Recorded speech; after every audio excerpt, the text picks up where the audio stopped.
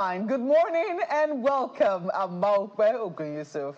And I'm Ayo Makinde. Just to remind you, today is August 12th and it's International Youth Day. So, welcome to the show. I'm Ayo Makinde. Well, yes, indeed. Lovely weather here and in Kaduna. 23 degrees centigrade at the moment, incidentally, in both cities. Wow. Well, of course, you expect it to be a little warmer as the day progresses. But this right here is what they call the city center in Kaduna. And it is one that, well, you could also call it well, not that you could call it. It is also the Murtala Muhammad Square. That's some iconic significance of that particular city. I mean, but importantly as well, they'll be having some interesting activity around that vicinity today. And that has to be the government is going to be having some, what do I call it now? Distribution of fertilizer to farmers. You know, we've been talking about food inflation, food security, the cost of food getting into almost an unbearable height. So they want to do something in that area, especially around this place. This is where they'll be converging, the Murtala Muhammad Square today in Kaduna. Oh, you can see just how spacious it is. This particular square, we understand, was renovated for commissioning again in 2022. And perhaps that's why it looks as green as it does. I want to believe that the youths, I mean, Ayo reminding us that it's International Youth Day, have been putting this particular square to good use. We know that Kaduna is noted for its love of polo, and you can see the wide fields there suited for polo playing. Of course, football, the sports of champions. Never mind our dismal outcome at the Olympics. It's kind of strange that we're showing this morning to say we've got facilities to prepare young people. Why didn't you win a medal? Well, life goes on. Well, it does. Indeed, life goes on. I hope it's not because we're using our squares for other purposes other than what we're talking about all the places that should be for community centers, sports, relaxation, just to build, house. And it's not all about buildings. You know, we need to build our people. You have to invest in the people. Oftentimes, sadly, there are no ribbons to cut when you invest in people. But ultimately, these are the kind of investments that bring you glory at the end of the day. But beautiful sight to see this morning, the Kaduna City Center featuring the Murtala Muhammad Square. I hope that it's certainly warming your heart today. Ayo. Well, most certainly very heartwarming. And, you know, looking at that Murtala Muhammad Square that you showed us reminds me of several places that in Festac Town that, as Chamberlain mentioned, have been taken over by residential facilities. I mean, back then in Festac Town here in Lagos, you could go to any park and, you know, develop your sporting talents and all of that. I recall some of the football stars that Nigeria has produced were produced from inside Festac Town using those facilities at the time. I'm hoping that we'll not have the same thing happen to this particular square that we're celebrating now. But this particular one, it is definitely heartwarming, a very heartwarming sight, and I hope it's as heartwarming for you as it is for us. So, Chamberlain, Maupe, what's happening today? Well, we understand, I mean, as you said, it's International Youth Day, so the police, they will be having some activity today. I know when you hear about this, you expect a lot, but it's a youth summit, so I'm thinking about that too, the essence of a youth summit. Organized by the police. Organized by the police. Very interesting. The police and youth, not police and thieves, police and youths, they have to have that collaboration to make sure that, first of all, the young people or youths understand the police understand them. Not anybody you see with dreadlocks, you say, hey, you must be a Yahoo boy. Or you see them in a certain kind of Mercedes-Benz, hey, I suspect you. Or I think it's not just with the police. It's a thing about a lot of security agencies that are out there. It's always as if there's us and them. Us and them. Right from the training, the academy. Something needs to change. And it's strange because, I mean, it ought not to be, because ideally, I mean, the young people are the ones who form the real force of the police. Yeah. The police did not fall from the sky. They are recruited from amongst us. And I don't think that they recruit old people. They recruit young people. Those are the people that go into the academies. So usually when does that break happen? When does that division come in? When it begins to look like us and them? When does that line of, or when is that line of misunderstanding formed? When does misunderstanding come in? I want to believe that these are the things that they discuss today, they'll be discussing today. You know, but you know, it's strange as it sounds. It is what it is. The police is having a conference for young people today. But part of what I think might be a challenge, why some of this has happened like this, is because usually when they say there's an opening in the police or any security agency, not even just security, but with security, you get to see that if I happen to be a politician and I send 20 people, 100 people to different security agencies, what do you expect? They won't go there as though they will be subservient to you or there to serve you. It will be me, the politician, who put them there. And so if that has happened over time, over decades, you see them saying, look, I can do some of this and get away. After all, my godfather will protect me. So who are you to tell me what to do? They won't even care whether or not you're a taxpayer. They say, back here, do this. But then you see them with politicians always protecting them as if their life depends on it. And literally, sometimes it does. It does. Sadly. Well, we need to do better both ways. Do better by our police, because I have been up in close quarters with the police, and I will say to you that I'm very impressed by the quality of people that we sometimes recruit. They are very loyal, very patriotic, and they just want to be able to get work done, if only the environment will also support the work that they do. Well, I have to add a voice, if you don't mind. I'm just checking now, Mark, to confirm what you said about the age, the minimum age of policemen. At the point of recruitment, the minimum age is 17. The maximum age is 25. So let's say that most of the people we actually see on the road wearing those uniforms are in their 20s, maybe in their early 30s. So that us-them dichotomy, where is it coming from? Definitely not from home, and definitely not at the point of recruitment. So what? Maybe at some point in the acculturation process, I guess we find time to see. Business this morning, when it comes to Business Morning on Sunrise Daily from 10 a.m. to 10:30 today, we'll be talking about young people. And this is the focus, creating a sustainable development path for the youths. Find out more of that, or more about that, at 10 a.m. today during Business Morning on Sunrise Daily in Ijomekwa. We'll be presenting. In the meantime, let's take you through some of the papers we have for you today.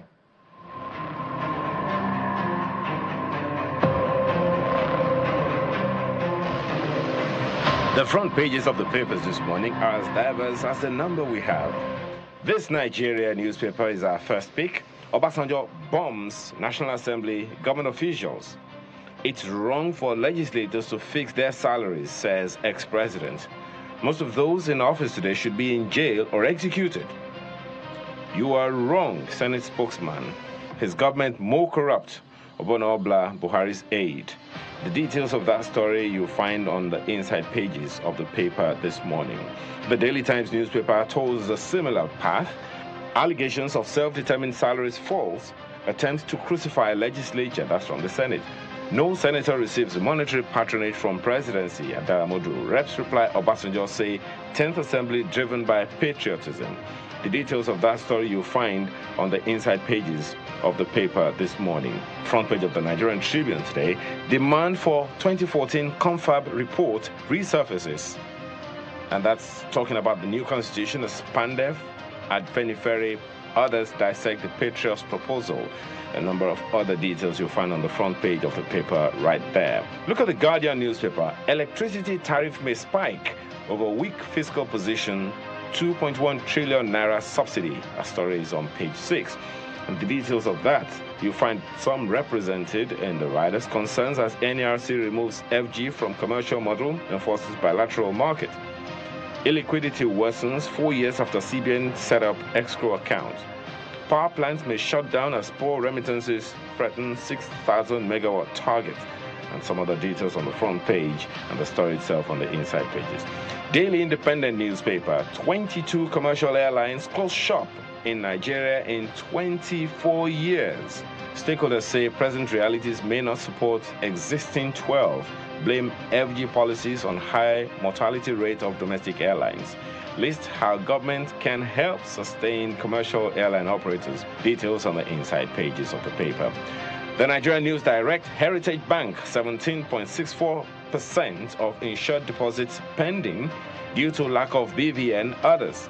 That's from NDIC, as other customers receive 5 million naira each. That, of course, is concerning Heritage Bank. Story is on page 23. The Vanguard newspaper has this one. End blame game holds bad policies. Labour Obi Lukman tell Tinubu, along with some riders on the front page of the paper today. But look at those pictures. Show of shame. 9 billion naira wasted. 88 athletes, no medal. Definitely very heart-shattering. Nigeria's poorest Olympics outing. That's the picture's caption. The Blueprint newspaper, presidency to governors, 573 billion naira payment, second tranche, COVID-19 NG Care Support Scheme. Fund, World Bank loan guaranteed by FG, not grant. The details on the inside pages. The Abuja Inquirer, protests. Uneasy calm as normalcy returns to Abuja. And look at New Telegraph. Stop harassing people with opposing ideologies, NLC tells FG. That story has its details on page 2. Rejects police explanation on raid, demands apology, National Mourning Day for lives lost during protests. And the front page of Business Day has this one. Barbican Capital sues First Bank for wrongly stating shareholding. The details of that one is right there on the front page, continues on the inside pages. Seeks to enforce rights over its 5.38 billion naira, that's 15.01% shares. Those are some of the papers we have for you this morning.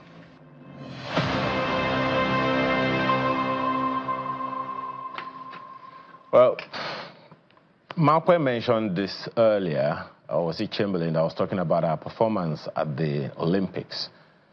But I can't just let it slide. And so that's why I'm interested in what's on the front page of the Vanguard newspaper this morning, particularly the pictures and the regrets on the front page, on the faces of the athletes. Look at it.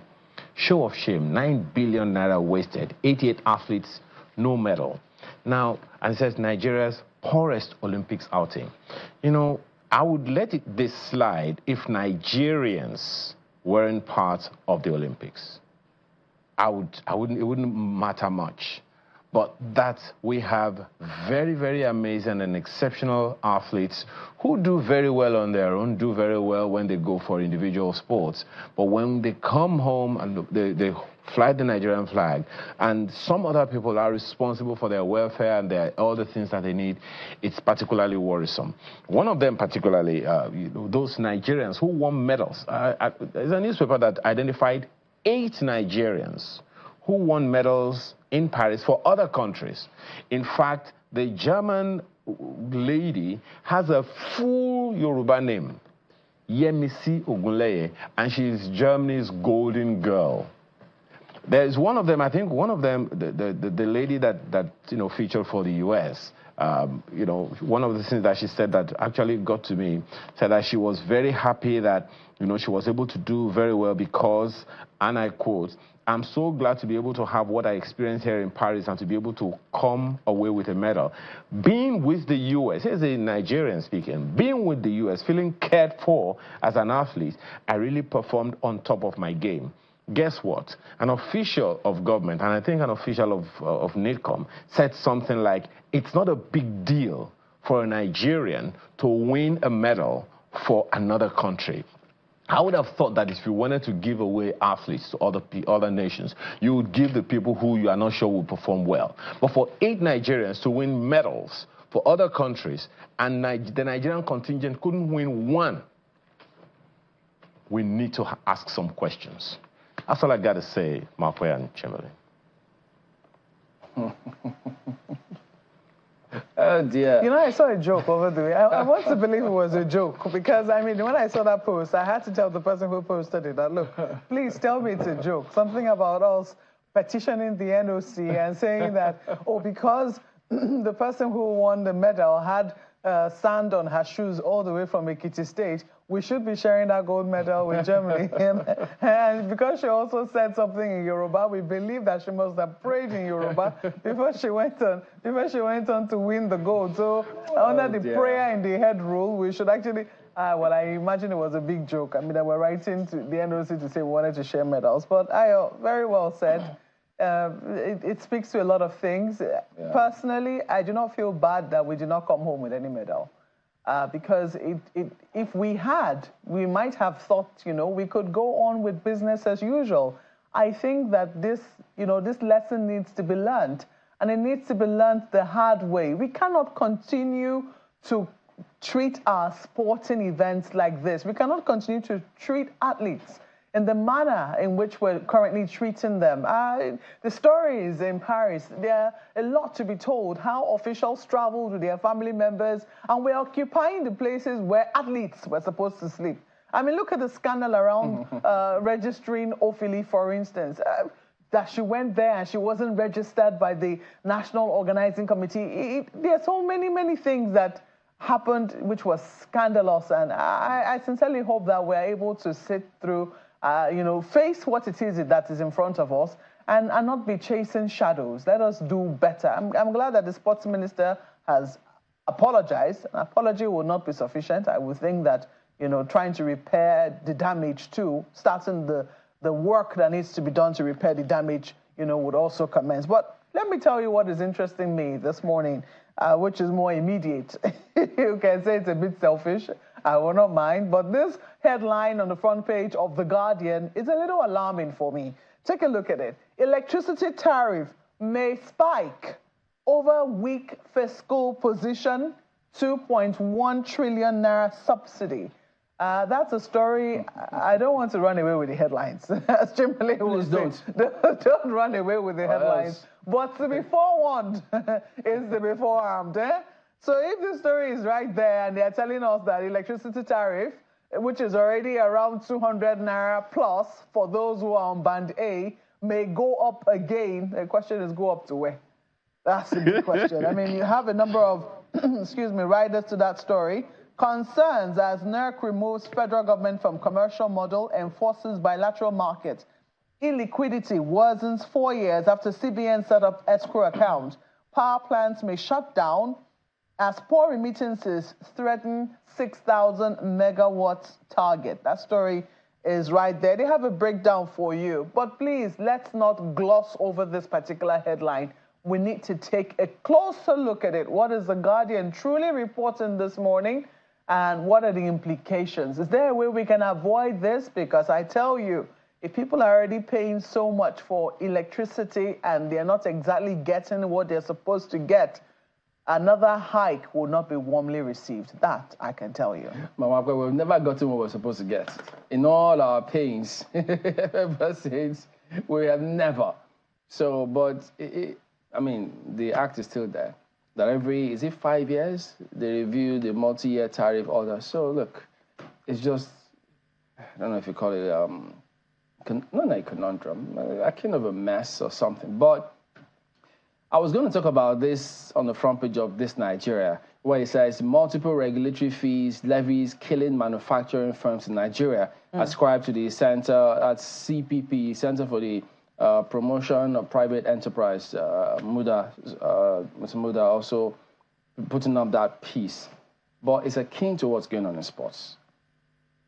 Because the agencies always make it look as if they are competing with you in the private sector, who you're trying to set up a firm, a business, eke out a living, get people employed. They make it difficult for you, right from the streets. The way you see all of those urchins approach and attack you and harass you almost on a regular basis. Even as we speak, hit the street, you will see a similar narrative. In sports, it's not any different. Those chaps, many, if a larger percentage of many, only very few federations are peopled by persons, maybe presidents who are a little different, but a lot of them are not there for for the athletes. They're there for themselves, both from the president or the secretary. You want to organize an event, they'll tell you, why are you doing this without our permission, first of all? Okay, you have to pay all of it. Even if it's an internationally sanctioned event, they'll tell you, no, you have to pay this. And they don't provide any service for you whatsoever. And as though that's not enough, they'll tell you, okay, but you have to pay for the secretary's hotel. If we have whichever location, if you have to ferry him from Abuja, they say, well, pay for his flight, or pay for his hotel. And then if you have to fund the the athletes themselves, they say, no, they tell you, why are you spending this amount of money on these athletes? This money is too much. You can't do this. So that is what happens. That is a stark reality. So the people will really need to tell sorry. The mindset is very poor, very terrible. The people will really need to tell sorry are the athletes, because constantly they put themselves out there on our behalf. They can be out there for any other country.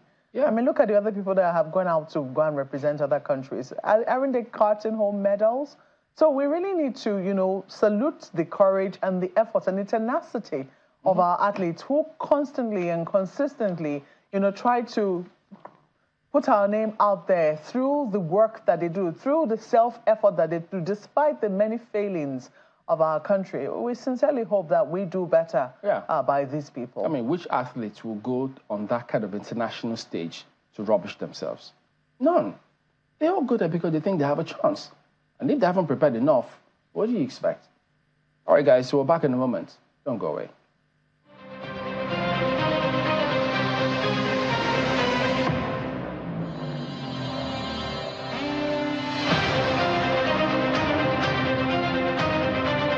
When we build houses on canals, it causes flooding. When buildings collapse, innocent people suffer. When buildings are demolished, hard-earned money is wasted. Things shouldn't be this way. So, if you're an architect, engineer, builder, developer, or property owner, do the right thing. Get authorization to commence construction from LABCA after obtaining your development permit. LABCA is the foremost building control agency in Nigeria and is responsible for issuing letters of authorization to commence building construction, inspection and certification of various stages of construction, verification of general contractors, all risk and building insurance policy, issuance of certificates of completion and fitness for habitation, identification and removal of distressed and non-conforming buildings. So, let's join hands with LABCA to expose any illegal construction.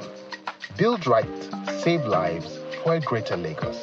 See something, say something. Call 080-000-LABCA. We are thrilled to have you on board as we chart the course for our next chapter. We're inviting you to take up your rights in full for 19 Naira 75 kobo per share. From the 8th of July to 14th of August, take advantage of the chance to acquire one more ordinary share for every 2 shares in your portfolio. Visit www.theaccesscorporation.com to subscribe. Access Holdings, where financial solutions connect the world.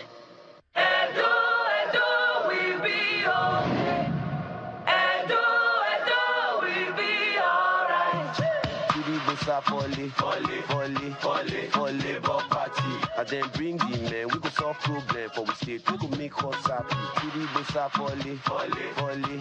For Labor party. Better things go flow from post to post as it's supposed to be normally. Hello, people want to matter. Oh my God.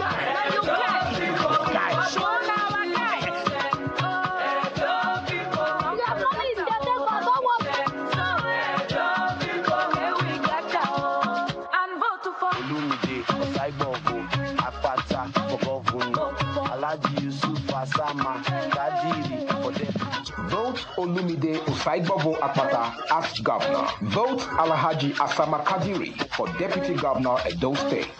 Vote Labour Party. We are thrilled to have you on board as we chart the course for our next chapter. We're inviting you to take up your rights in full for 19 Naira 75 kobo per share. From the 8th of July to 14th of August, take advantage of the chance to acquire one more ordinary share for every 2 shares in your portfolio. Visit www.theaccesscorporation.com to subscribe. Access Holdings, where financial solutions connect the world.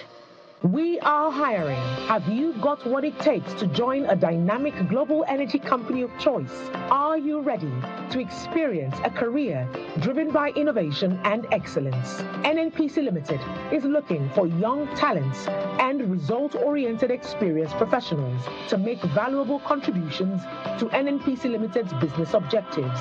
Hurry now and apply at careers.nnpcgroup.com. Application closes on the 20th of August 2024. Recruitment is strictly on merit. Come on, let's go.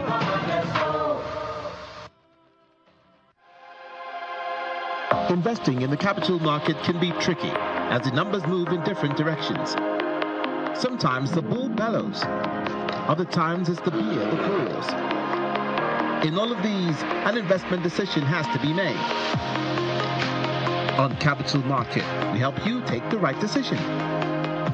Join us at 7 p.m. every Saturday, only on Channels Television.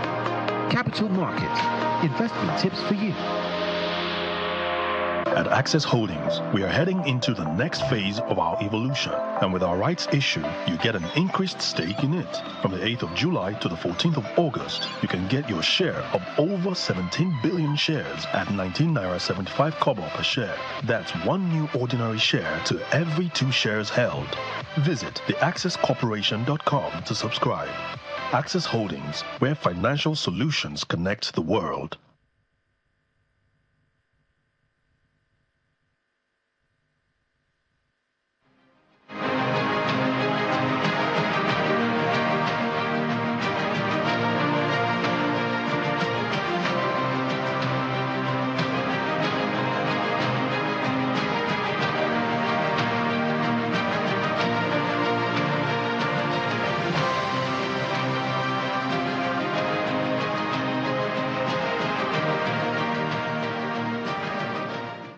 Seated in the council chamber are members of the Patriots group of eminent Nigerians, led by former Commonwealth Secretary General Chief Emeka Enyoku. They're here for a meeting with the president. Also in attendance are some members of the executive. Once the president arrives, the meeting commences. According to the group, the present governance system of Nigeria needs to be restructured for a truly federal system. They propose a presidential executive bill with 2 items. First, the convening of a National Constituent Assembly with the mandate to produce a draft People's Democratic Constitution. The Constituent Assembly should be of directly elected individuals, elected on non-political party basis, possibly 3 individuals per state and 1 from the Federal Capital Territory. The Constituent Assembly will consider the 1960 and 1963 constitutions, the recommendations of the 2014 National Conference, and other national conferences. The other item is for a legislation to enable a national referendum. The draft constitution produced by the Constituent Assembly, as I said, should be put to a national referendum, and if approved, should then be signed by the President as the genuine, legitimate Nigerian people's constitution. The group also suggested that the government at the federal and state levels dialogue with leaders of the recent protests and that law enforcement agencies avoid using lethal weapons while managing protests. The president was direct in his reply. I definitely want to assure you that whatever is necessary, I'll put happiness and good governance in the heart of all Nigerians. It's what I will do. The president has a priority and he's not afraid to state it. I'm still preoccupied with thinking and tinkering with the economic reform. That's my first priority. Once I get that reform in place as soon as possible, then I look at other options. The meeting ends with group photographs to mark the visit. From the presidential villa, Lanre Lasisi, Channels Television News. All right, so Mr. Uche Onyagota joins us here this morning. He is the former secretary to the Imo State government. He's also a former member in the House of Representatives, lawyer, and the pro-democracy rights activist. Good morning. Thank you for coming on today. Good morning, sir. Quite an interesting scenario. Several calls that the Patriots are seeking with the president, who says to himself, look, I have to get the economy up and running first, then I can look at this. But it's not the first time we know that this kind of call is coming through. So first of all, for you, the propriety or otherwise of that call, because many will think, well, look, can anything new come out of this call? Because you had this before. And so coming up at this time, what can come out of this? What do you think of it so far? In the first instance first. I am certain that something good can come out of it, because we have shown from the delegation of the Patriots that more and more people have come to the realization and acceptance that what we have in 1999 Constitution is a rogue constitution. On June 12 this year, at the June 12 conference, Emeka Nyoku spoke on behalf of the Patriots, and he said it very clear that the 1999 Constitution, with all the amendments in it, is illegitimate. So they have come to that realization that we cannot continue to run this rogue constitution.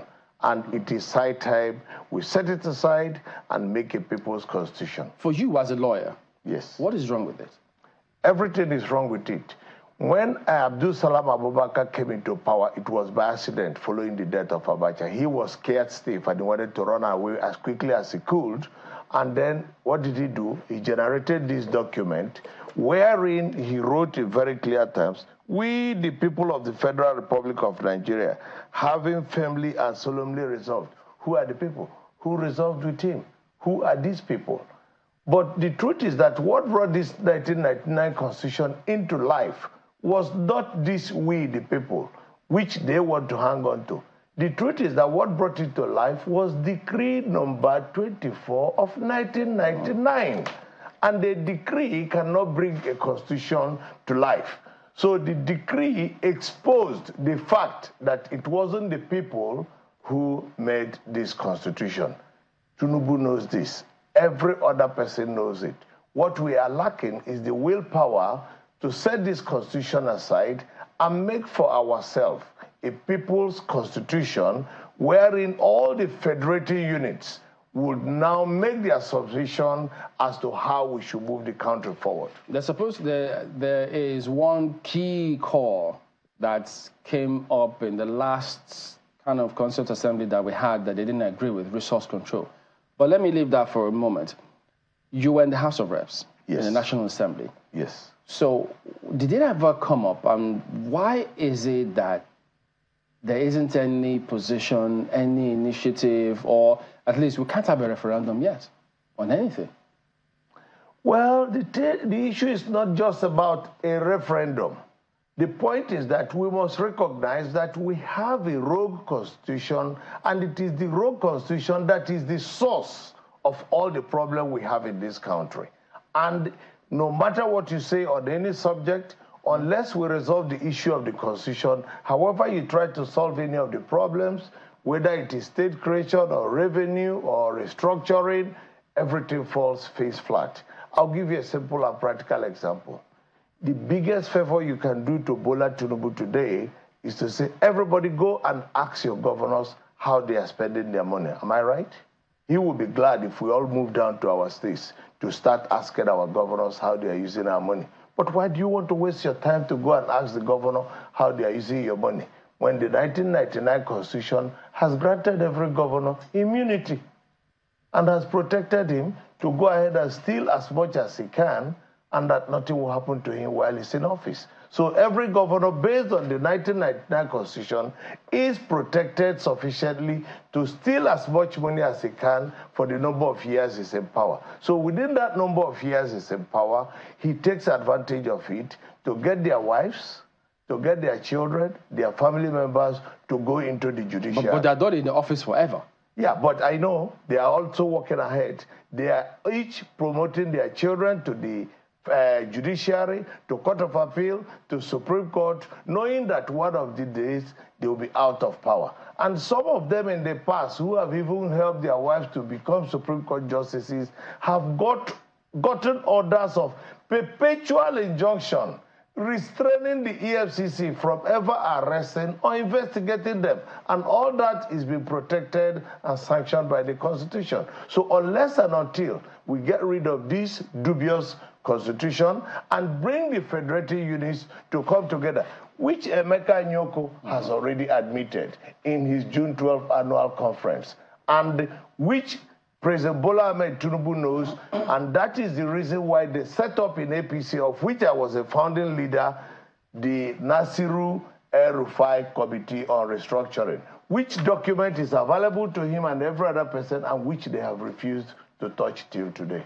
You know, whilst not trying to, and I cannot even dismiss that even if I wanted to, because we've been having very long conversations around our Constitution, you know, and a need, you know, to do away with it, or a need to keep it, as the case might be, because it was saying that there are many sides of the divide. There are those who think there is nothing wrong with this, that it is the people who are upholding it. But let me ask you, I mean, as somebody who has also sworn, or who swore at one point to uphold this Constitution, to defend this Constitution, do you find that leaders who are currently in office find themselves in a difficult spot? On the one hand, you have sworn to defend a Constitution which you call rogue. At the same time, other people are asking for a new Constitution. Do they really have that leeway? Do they really have the power to be able to say, okay, we're going to find how we'll do a new Constitution? People believe that the only way they can do it is through amendments, as has been done by the National Assembly. So how many amendments have been done so far? 5. And every 4 years, it's a ritual. They will do another amendment. So how many more amendments will they do? They don't even have the courage to tackle the real issues about the Constitution. They run away from the real issues. What are the real issues? Every aspect of the problems facing us today is part of the real issue. I'll give you a simple practical example. In one of the years, voted to have the houses of assembly in the different states to have autonomy.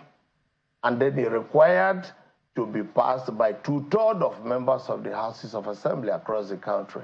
And the governors must hold the houses of assembly down to vote against themselves. And they did, that they don't want autonomy. So how do you salvage a situation as disastrous as that? The truth is that most of those who are making it impossible for us to move forward are those who are beneficiaries of the Constitution as it is today. And once they leave government, they find themselves terribly crippled. And then you see them begin to make complaints like the rest of the people. Are you talking about the governors? Mr. President, Mr. Governors, they have all been crippled. You see, there is this thing where people always start by saying the peace and unity of Nigeria is non-negotiable. Most of those who purport to love Nigeria more than any other people, who claim that they are patriots, when they have all been given the opportunity, have all ended up messing up Nigeria more than any other person. A good example is Buhari. With all his claims of patriotism, God giving the opportunity. Look at what they did to the economy. Yeah, today he's ashamed of himself. Look at Obasanjo, who also gives the impression that he's a great patriot, he loves Nigeria so much. Did he not try to abuse the Constitution by trying to get a third stamp through the back door? I was a member of the House of Reps then. I know what he did. You haven't addressed this issue of the conundrum they find themselves, the paradox of the situation whereby you have sworn to uphold something, at the same time you're actively working against it to build something else. How do you address that as somebody who is currently a political office holder? Thank you very much. If you, at the end of work, decide to go home, and you are living in Asokoro, but you set out and tell everybody, oh, gentlemen, I'm going home, and then you find yourself in Area 1, which is not the road to Asokoro, even though you have told everybody that you're going home and your home is Asokoro, would you stop and turn back? If you swear that you're going to uphold the Constitution and find out that the Constitution is the bane of the problems facing the country, what is required is a simple honesty, simple discipline to say, this Constitution is faulty by every means, this Constitution is illegitimate, this Constitution is a rogue Constitution. No, but we must stop. They knew that before they swore to it. They were elected on the same Constitution. Do you think they knew before they swore to it? They knew. Do you think that they know? You're assuming that they know. So have you been to National Assembly? You didn't know. I was there. Yes, you didn't know what was in the Constitution before you swore to it. You were a lawyer, aren't you? Yeah. Yes. So you didn't know what was in it before you swore to it? Do you think I swore to it? What did you do? Yeah. Because people get given this, and you stand in front of that place, the 360 people, and everybody is bombing just something. Is there any one-on-one swearing to the loyalty to the Constitution? So we can't take it for granted that you swore to it? Yes, you cannot. You cannot. And I'm telling you, you cannot. If you assume it, you are taking it for granted. Many of the people don't even know what is contained in the Constitution. Even if we got a new one, so-called People's Constitution. Even if we don't get a new one, we will not make any progress. Yeah, but the point I'm making is this. You've just raised something, which is why some people think that this Constitution is not working, that everybody who is supposed to be doing what they're supposed to be doing are not doing what they're supposed to do. No, that's not it. The Constitution has protected some people to continue to rape you. The Constitution has protected a lot of people to take advantage of your economy.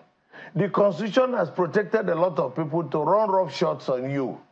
And then you want to continue fighting. How are you going to do it? What parts of the Constitution has... Several aspects. Every aspect. Has empowered people to rape the economy. 68 clauses. I have already given you one. That every money that is being given to the state governors, they take it to the Bureau to change and convert it to foreign currency and move it out of the country. And if you get angry, you have to wait for them till they leave office because they have immunity by the Constitution. Tinubu has immunity, the governors have immunity. How come today that you cannot challenge a governor who you have every evidence to show that he is stealing the resources of the country? Okay, let's quickly go. So the Constitution is protecting them. Let's go quickly through what it is that I mean, we heard distinguished elder statesman Chief Emeka Anyaoku ask. He talked about a national constituent assembly. He wants the president to set up a national constituent assembly, directly elected individuals, maybe about 3 per state. How are we supposed to do this? It says on a non-partisan basis, so not APC, PDP, none of those parties should be involved. How is that going to work? I mean, just thinking about it alone, I'm wondering, how is that going to work in a country where we know that politics affects everything? With the greatest respect to Chief Emeka Anyaoku, that is his personal opinion. And he stated it very clearly. Isn't that the opinion of the Patriots? Well, the Patriots do not constitute Nigeria. Just the Patriots. As much as we respect them, it is their opinion. Where to start is, do we accept that this is a rogue constitution? Do we accept that the Nigerians didn't make it? If we have accepted that the Nigerians didn't make it, then we have to agree that we can no longer continue with the constitution. And if we agree that we can no longer continue with the constitution, we take the government as existing presently as a transition government. And then we all work out for ourselves the processes to make for ourselves a new constitution and not be bothered by the opinion of Anyaoku. Anyaoku puts his opinion on the table and other people put the opinion, and then we work out an arrangement on how the federating units will give their power. We are a country that has been governed by force of arms. That is what the military has done since they took away the last federal constitution of Nigeria, which was the 1963 constitution. Since the military came, we have all been held together and governed by sheer brute force, sheer force of arms from the military regimes to today. And that is the truth. Let me look for some examples in Africa. Kenya, 2010, they came up with a new constitution. But we know, as we see there, they're still up, is still not, they can't see the light of day because there's protests all over the place because the president, the policies, they don't like the policies. So can it necessarily be that if we have a new constitution, we assume that things will automatically work well? We are starting the process. The fact that it is not working out well in Kenya does not mean that it will not work out in Nigeria. What we are saying is that the present government should be seen from the angle of the Clark government in South Africa. The process of making for ourselves a new constitution should be seen from the perspective of CODESA, which got all the federative units to now profile suggestions as to what constitution we should have. And the people then should start the process of distinguishing the peoples of Nigeria and the people of Nigeria, so that in making the constitution, they are putting all their different ingredients on why and how we should remain as an entity, as the same country, or why and how we should not, or how and why we should restructure and share our resources. You, in passing, mentioned the governors who get monies, the monies are taken out of the country, they convert it and then leave. Say they are protected by the Constitution. I mean, because they have immunity. But we have the bankers, those who are operating in those other areas. Several other persons are in that chain who are not protected by immunity whatsoever. But they still go ahead and do all of those things. The banks, you have the BOFIA, several laws and rules. But they don't comply with all of those. So why do you think that if we have a new constitution, suddenly everybody will behave well? Because they know there are certain rules that would catch up with them easily. But they already exist with this? No, this. They don't exist. They don't all exist. Let me tell you, my brother, Chamberlain, there was a time we didn't have BVN. You could walk into any bank and open 20 different bank accounts in 20 different names and 20 different signatures and 20 different passports. You can no longer do it now because an institutional mechanism has been put in place. But you said they are still stealing I am money. coming, called BVN. I have gone to each and every of these people to say, can we reduce corruption by introducing what I call PVN, property verification number, so that for every single property we have in this country, you can by press of a button know who the owner. So that all these civil servants who own estates and their salaries are about 300,000 naira will yield it like many people yielded the accounts in the banks when this BVN was introduced. Are they interested in bringing such mechanisms? If we know the ones owned by the governors and we didn't do much, even when they leave office, why do you think we will do something when civil servants? You see, let me make it very simple. Nothing makes people to yield grounds except when they see their economic interests are being threatened. All these bankers who have been involved in helping to steal our money one way or the other, the day they feel that their economic interests are threatened, they will quickly yield grounds and say, look, let's start doing it right because the house will collapse on everybody. That is how the apartheid regime failed. It wasn't just the struggle of ANC and all the other anti-apartheid agencies. But when the business interests in South Africa found out that the house was about to crumble, like it is about to crumble in Nigeria, because there are too many non-state actors taking control of different parts of the country, whether it's in the north through the bandits and Boko Haram, whether it is on Dongommin in the southeast, or the militants in the Niger Delta. Have you ever imagined a worst-case scenario if these people manage to come together and work as a team? They will sack the entire country. It has never occurred to you. So we have to act and act fast. The house is collapsing because... my colleague has questions for you, so you, in addition to your response. Right, so go ahead, please. Thank you, Chamberlain. Well, let me, first begin by asking you whether or not you are trying to cut the state governments and state governors some slack. Because, I mean, as you said the other time, they have immunity, yes. I mean, if they didn't have immunity, almost everyone, there are those who have said that almost everyone in the state who is not happy with the face of the governor, whose political ideologies are different, will be, looking for every court case to distract them from the purpose of governance. But now they are part of the Constitution. They have immunity. But then they collect humongous amount of money from the states, from the Federation, every month. So should we be cutting them some slack, focusing only on the federal government and not calling out the governors and the various commissioners to do what they are supposed to do in the interest of the people? Why do you want to waste your time calling out the state governors when you know they have been protected by the Constitution? Why don't you go out after the Constitution that's given them the immunity to continue to do what they are doing? Saying that it is pointless to give the governors money. Just a second. Are you saying that it's pointless to give the governors money simply because they are insulated? Are you saying that the Federation account should close up so they don't get money simply because they have immunity? The Federation account can't stop giving them the money. They will continue to give them the money. They have no choice. And the governors will continue to steal it because they know there's nothing you can do. And they steal it for the 4 years or 8 years they're in power. And within the period, they will cause their wives and their sisters and their cronies to be put in the High Court, the Court of Appeal, and the Supreme Court, waiting to protect them when they are out of power.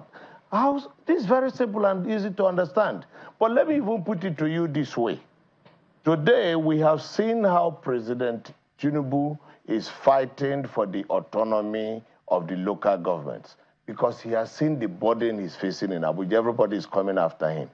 But let's wind the clock back to 1999 and 2007 when he was the governor of Lagos State. When he was the governor of Lagos State, he abused the Constitution by going on his own to create local governments in Lagos State. Assuming that he is still the governor in Lagos today, and this new process he's pushing causes money to be sent to the local governments that are recognized under the Constitution by virtue of the 774 local governments. Who will take the money, who will use the money, and who will account for it? There is too much hypocrisy in the way we are functioning, because he's trying to portray himself now as a champion of local government autonomy, when in his own days as governor of Lagos State from 1999 to 2007, what he did was to abuse the Constitution the way he liked and manage the resources of the local government in Lagos State the way he deemed fit, in contravention of the Constitution. Was there any time, anyway, let's the argument for a new constitution, there are those who would wonder whether or not the people who drafted the so-called rogue constitution are not Nigerians themselves.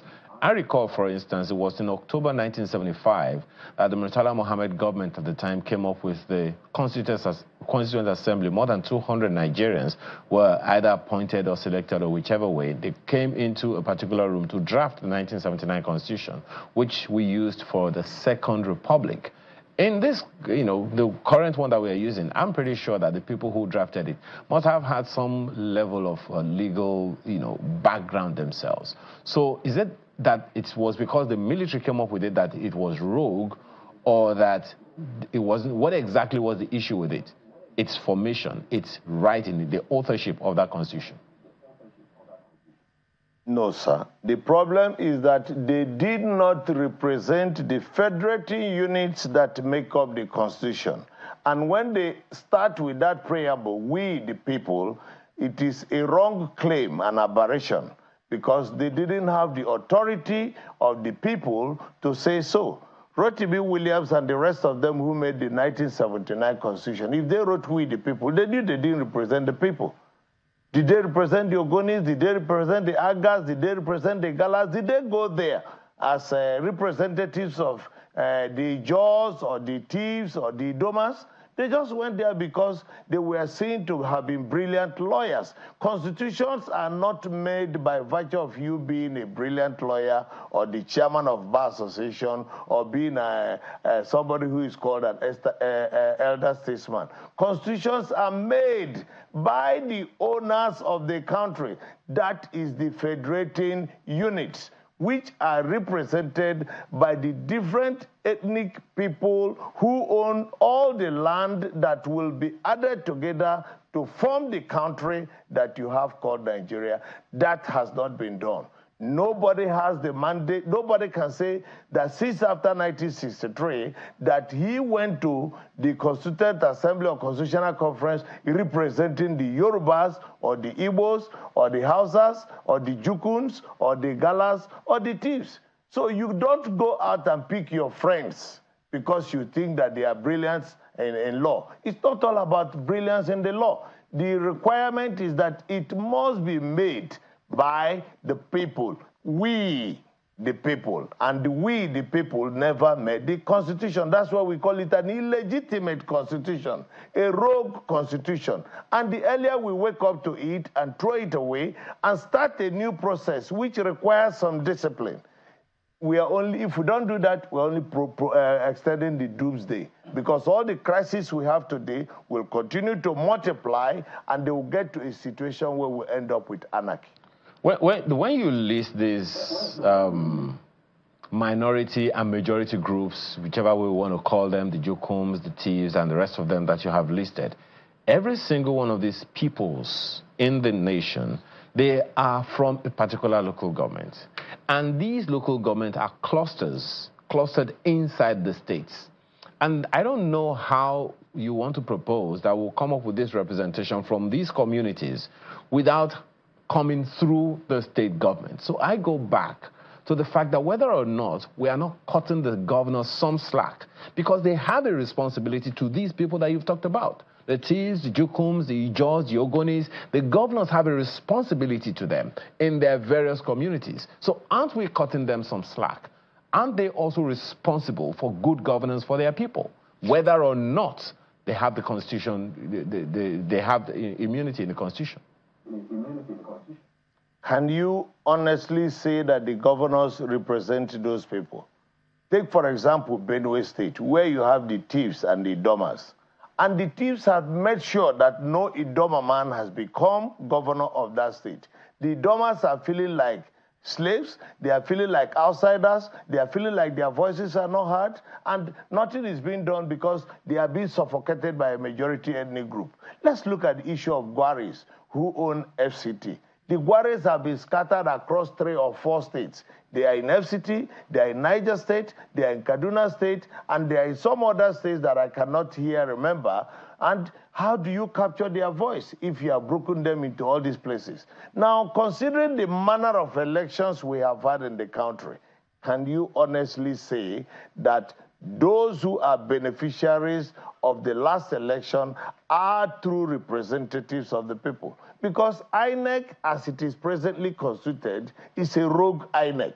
They declare all manner of results and announce it, and the heavens don't fall. And they know that that is what will happen. And you get angry, they are the first to say, you go to court. Because they know the judiciary is already heavily compromised. So are you saying we'll have a rogue judiciary too? Yes, of course. I'm saying so. As a lawyer of 31 years standing, I am saying that what we have today, starting from the Supreme Court to the lowest court, is a rogue judiciary. But you're painting everybody with one brush. There are several of them there who are doing their level. Have they stood up to be counted? How should they stand up? From their judgments, have they distinguished themselves? We had opportunity. Are you talking about we had political cases? No. All of them? In several of the cases, there was in commercial cases.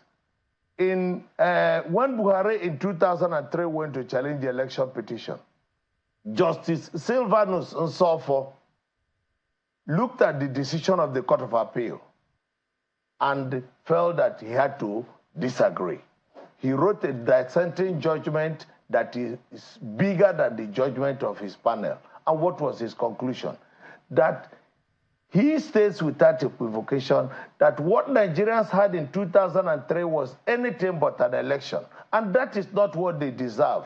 And he makes bold to say that the election of Chief Olusegun Obasanjo is illegal, null, void, and of no effect, and it is hereby struck down. He made that pronouncement as a dissenting judgment, and that stopped him from being promoted to the Supreme Court.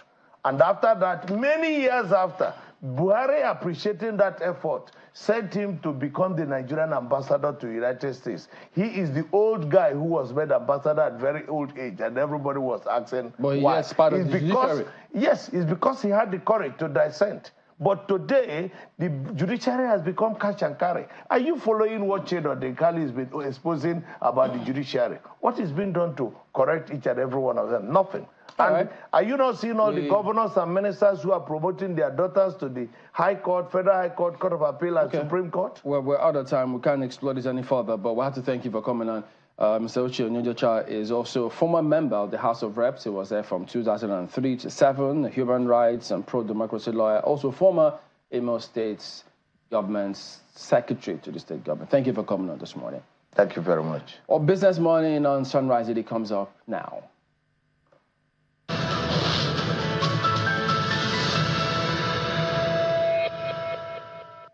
Thank you so much, Chamberlain. Good morning, everyone. Welcome to Business Morning on Sunrise Daily. I'm Mimi John McQuarrie. We do business for just about 30 minutes before we head back to the Sunrise Daily studio. We start from the global space where oil prices rose for a fifth consecutive session on Monday, holding on to last week's more than 3% gains as U.S. recession fears eased, while geopolitical tensions in the Middle East supported prices. Now, let's take a look at the numbers right there. We see it's green this morning, but not so much. 0.3% is what we have for Brent at $79.88, shying away just a bit from that $80 that has been a comfortable place for the Brent for some time now. And then we see WTI, of course, $77.20 lower than Brent, but it's much greener, if I could say, 0.5% up. And so as noted before, the market is waiting, that geopolitical issue there, waiting for Iran's response, while the Israeli incursion into Gaza intensified on Saturday with an airstrike on a school compound that killed at least 90 people. This is according to Gaza Civil Emergency Service through Israel, though Israel has said that the death toll was inflated. Hamas cast doubt on its participation in new ceasefire talks, and that happened on Sunday. China is also a driver, as we know, it's the second biggest consumer of crude. So China's consumer prices rose faster than expected in July. That's the inflation, and U.S. weekly jobs fell last week. So these are the factors driving prices, and connected to that is Dangote. Dangote Petroleum Refinery and Petrochemicals has confirmed the allocation of 29 million barrels of crude by the Nigerian Upstream Petroleum Regulatory Commission, that's the NUPRC. While appreciating the agency for this allocation, a statement signed by the company's Group Chief Branding and Communications Officer, Anthony Chejina, notes that NUPRC has admitted that they will be unable to enforce domestic crude supply obligations specified by the Petroleum Industry Act, and that's because of what they term sanctity of contracts. Of course, we know that Dangote has been embroiled in some not very good issues when it comes to supply of crude and other operations around the refinery, which a lot of Nigerians are hoping would actually begin in full swing and perhaps supply PMS into the market to ease the tension which Nigerians mostly face. We'll cast our eyes away from oil and gas and look at the Naira. So the closing for the week yesterday. Last week was good for the Naira. The excitement is still on around the newly introduced Dutch auction system by the Central Bank of Nigeria. And at the close of trade, that's last week. And the good thing is, according to the banks that have been participating in this, they are being given, the allocation or the bit that they won at once. So we saw appreciation on the Naira on Friday, slight right here, but I mean better looking than this time last week. So we see it close at 1,574 Naira, 20 kobo, even though it opened on Friday as 1,593 Naira, 62 kobo, while NAFEX dropped further, 1,589 Naira, 17 kobo, after it gained almost nothing. That's from compared to the beginning. That's the opening on Friday and the closing. So, of course, we still await more details on that Dutch auction system. How frequent can we expect the central bank to intervene in the market? Are they beat target prices to guide sentiments and investors? And then we've seen this happening between the central bank and the bank, the deposit banks. Can we expect it to, go to perhaps companies, corporates, individuals?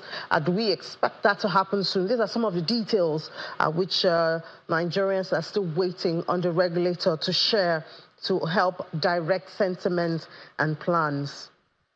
Now, the Center for Promotion of Private Enterprise is worried about the growing incident of regulatory irritations and distractions, as well as frustrations. That's what they term it at the Nigerian manufacturing sector, as well as other investors in the economy. According to a statement by the Chief Executive Officer of CPPE, Dr. Muda Yusuf, there are worries about multiple regulatory fees and levies, duplications and overlapping responsibilities, regulatory repression, and weak stakeholder engagement. The CPP appeals to regulatory agencies to exercise more discretion in their powers and support the aspiration of the President's administration to create an enabling environment for investment to boost domestic production and reduce import dependence, as well as conserving foreign exchange and elevate investors' confidence. Dr. Yusuf asks that regulatory agencies should see investors as partners in the Nigerian projects for the growth of the economy and not as objects from which to extract financial value of all types. I believe the latest in this is the one with NAFDAC, and we've heard that some duties they want to reintroduce, and then of course the stakeholders have been talking about this and saying to be a bigger burden because you have other agencies, SON and all of that, still carrying out that duties. So this is the CPP adding its voice to that.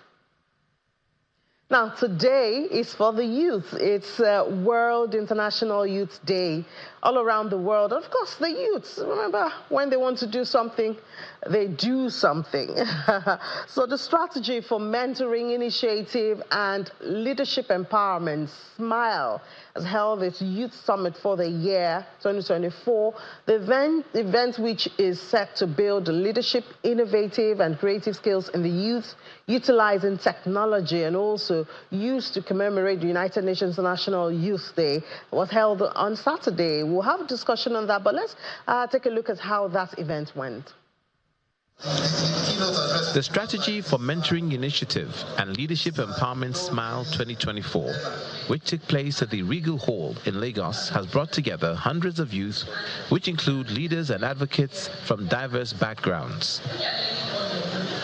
The summit, organized in collaboration with the United Nations Information Center with Strategic Mentoring Initiative and Leadership Empowerment, SMILE, is commemorating the International Youth Day with the theme From Clicks to Progress, Youth Digital Pathways for Sustainable Development. We set aside this day to celebrate young people, to celebrate the Nigerian youth, because they haven't been celebrated enough. One day is not enough to celebrate them. One day is not enough to showcase all their abilities and their abilities and contributions. And I keep saying this year in, year out, we should stop seeing the youth as a problem. When we think youth, we're thinking of unemployment, we're thinking of issues. We need to change the dynamics and begin to think of them as assets, because we haven't had that orientation. That's why we've not been able to fully draw from what they have to offer us to move us forward. One of the ideas espoused is the propagation of the teaching of science, technology, engineering, and mathematics, STEM. What if the COVID virus was only in Africa? Do you think other people would have invested millions of dollars in a vaccine that will only work for us? It is upon us as Africans to invest in innovation. We will be left behind even in this age of artificial intelligence if we don't invest. This Youth Day is about investing in young people, invest in innovation, invest in research, invest in STEM courses, invest in connectivity. Some of the youth speak on how they've been impacted by the summit. I keep point I've been able to hold is that Africa, the problem in Africa, the solution is not technology. The solution is our mind. When we are able to work on our mind, work on the mind of youths, work on the mind of people, then we have the solution. Because even technology itself, or AI, if you want to focus, if you want to niche down, AI is born out of the mind of humans. So basically, the solution to Nigeria's problem, or any problem we have in Nigeria, is we ourselves as humans and our mind, not technology. And we've been able to... The Youth Leadership Summit is to ignite the passion of young leaders to take charge of their future, lead with purpose, and contribute to a sustainable world. The next one. Yeah, that's what we'll talk about now, and we'll discuss that with one of the individuals there, the organizers of that Smile Youth Summit, the Director, United Nations Information Center in Nigeria, Mr. Ronald Kayanja, joins us virtually now from Abuja. Mr. Kayanja, well, do I say congratulations for a successful event you had on Saturday, but tell us, what's this Smile Youth Summit about, especially when we look at it being sustained? Thank you for having me, and happy International Youth Day to all those who are youth in age, but also youth in mind. So we want to achieve 3 things for this Youth Day. 1, celebrating the young people who are doing a lot of work with digital innovation in the digital economy to make us succeed in the achievement of the Sustainable Development Goals. So that is 1. There are many young people around the world, even in Nigeria, who are coming up with a lot of innovations in many fields, supporting the digital economy, supporting the transition into the digital economy. So that is 1, we are celebrating those young people. The second thing is we want to highlight that these young people need to be supported. Look at Nigeria with a median age of 18. It means half the population, more than 100 million people, are below the age of 18. What does that mean for the future? A future that is increasingly digital. The digital economy is invading every area of our lives. And if we are going to achieve the goals for development, we must be very active. There are so many young people who are digital natives, as we call them, but there are so many who are excluded. So our second point about today's celebration of Youth Day is that governments at all levels need to support young people to develop their skills, to become actors in the innovation field. I know that the Ministry of Communication and Innovation and Digital Economy has strategies and plans, but we don't see these at state level. And then you have a problem of some states doing well. I know Lagos, for instance, is positioning itself very well as an innovation hub, not only for Nigeria, but around, for Africa. But I also know that in some states are so behind. Do we have digital economy strategies at state level? At federal level, yes, we even have a strategy on AI, but do we have that at state level? Do we invest enough in innovation? Do we invest enough in STEM education? If not, we will have a problem of having our young people left behind. So that is really our second message. The third message is that the digital economy also comes with its dangers, including the dangers, the concerns we have about cybersecurity, the concerns I have mentioned about exclusion. In Nigeria, for instance, you have about 30 to 40%, depending on the state, of people who are financially excluded. But we know that there are so many digital platforms that can aid financial inclusion. And many African countries, actually, financial inclusion is 90%. A lot needs to be done there. Other issues are, for instance, with the advent of AI, the loss of jobs that will happen, but also the opportunities for jobs that will come. So there are those. So the third thing I'm talking about are the threats we should know about. If we don't strategize around the digital economy, which we should work on as governments, as organizations, as academia, and all people to support the young people to become integral parts of the digital economy. So this is what the International Youth Day of 2024 is focusing on. Yeah, well, I see that's what is captured in the theme, you know, from clicks to progress, youth digital pathways for sustainable development. And you did note that the federal government does have programs, but it seems the states, sub-national levels, you don't have a lot of programs. But I mean, one may even ask, how effective is even the programs that the federal government has? How much of it really touches the youths who are staying in states and in local government, even those with brilliant ideas? Exactly, that is the concern. You know, it's one thing to have all these good initiatives at federal level, but until you have the state level involved deeply in these programs, it will become difficult. I'll give you an example. I've seen some work being done by a governor in Enugu, bringing young people from various places to a digital hub within Enugu city. That's a good development. I've seen what Lagos State is doing. Lagos State is actually becoming a tech hub. That's a good development. But I don't see that in other states. I don't see that in Kwara. I don't see that in Jigawa. I don't see that. So there are many young people all over the country. The call is for the state governments to start investing in the digital economy. It starts with a strategy. It starts with a plan. The young people are there. Most of these universities are teaching computer science, computer education, and so on. All over the country, you have the ingredients to start your digital economy at your level, at state level. I think the key issue is now focusing on it. And if there is anything we are going to achieve from International Youth Day this year, is for us to get the awakening of the leaders at state level to invest more in the digital economy, because this is the present and it is the future. If we don't do that, we'll have so many of our young people left behind. And as I say, you have half of the population below 18 years. These are people are coming up, they are growing. They are facing a global economy that is largely powered by the digital economy, the fourth industrial revolution. We can't afford to be left behind. We have to invest there, invest in STEM education, but also have strategies. You should have plans.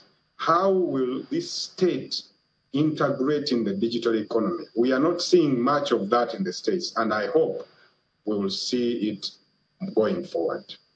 So we see, of course, that attention now is mostly on ICT, digital, and all of that. But when you take a closer look at a lot of states in Nigeria, first of all, you see the governors talking about the issue of funding and the demand for the fund that they have. That's on the one hand.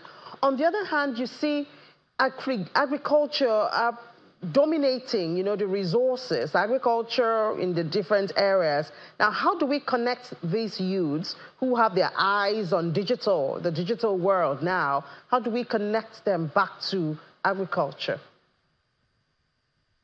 Let me first give you an example. The government of Nigeria wants to reach out, because of the cost of living crisis, to a number of families. I've read that the Minister of Finance is trying to reach to 15 million households. What I've seen is that they've reached 4.3 or 4.5 million households. And we understand that about 10 million households don't have bank accounts.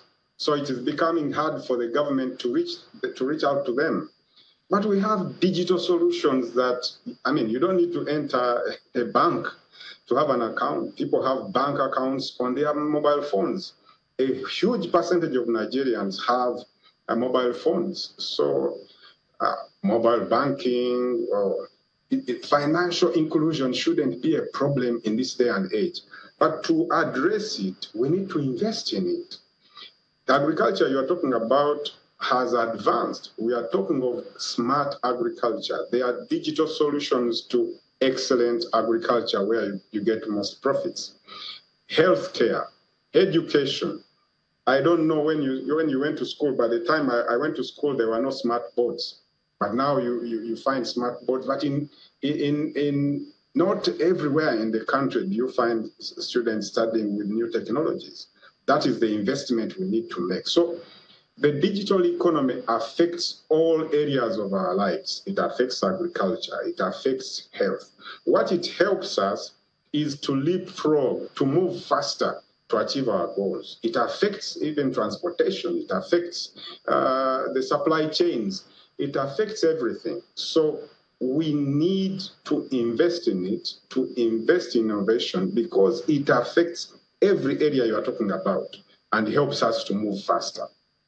All right, Mr. Kayanja, thank you so much for your time. And once again, happy International Youth Day. We know the United Nations is driving this, and we hope that you would help us move this message to the states, as you have suggested, so that we'll see more activities right there. The Director, United Nations Information Center in Nigeria, thank you so much for your time.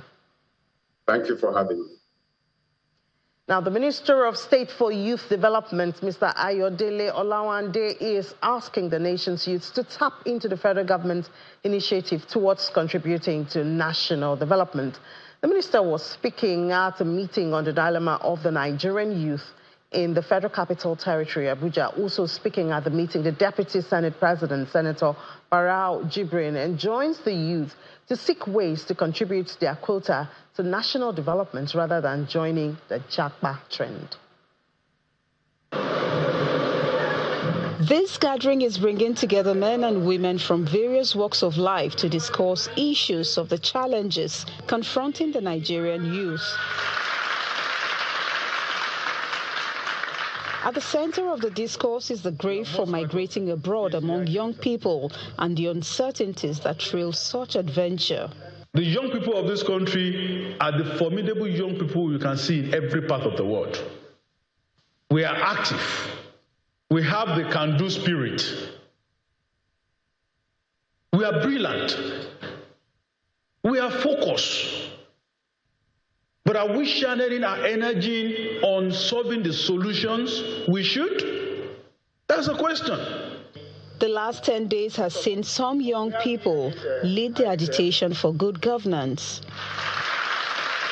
However, the Deputy Senate President believes the nation's youth can make meaningful contribution to national development. The National Assembly is committed to enhancing relevant laws that will make Nigeria conducive for our youth, and to remain here to contribute to national development.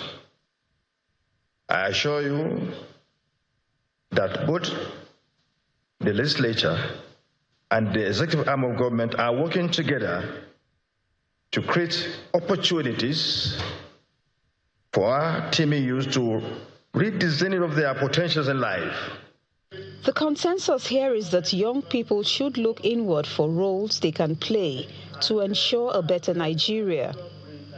Sarah Chimugu, Channels Television News.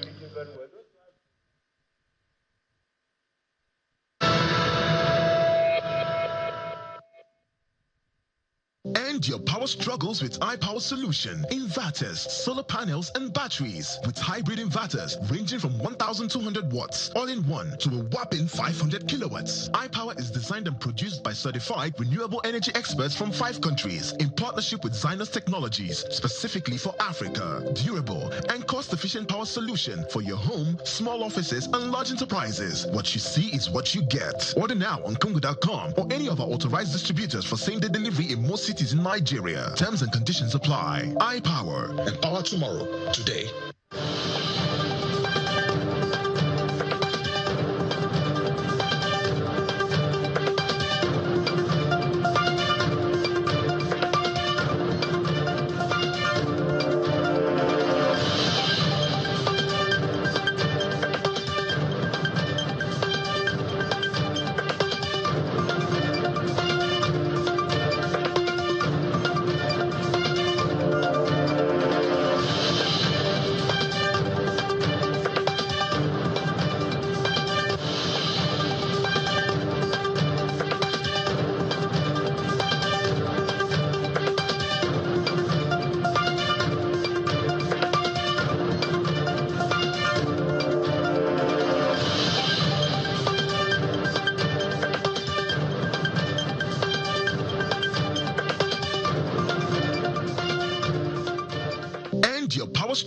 with iPower solution, inverters, solar panels, and batteries. With hybrid inverters ranging from 1,200 watts all-in-one to a whopping 500 kilowatts. iPower is designed and produced by certified renewable energy experts from 5 countries in partnership with Zynos Technologies, specifically for Africa. Durable and cost-efficient power solution for your home, small offices, and large enterprises. What you see is what you get. Order now on Congo.com or any of our authorized distributors for same-day delivery in most cities in Nigeria. Terms and conditions apply. iPower. Empower tomorrow. Today.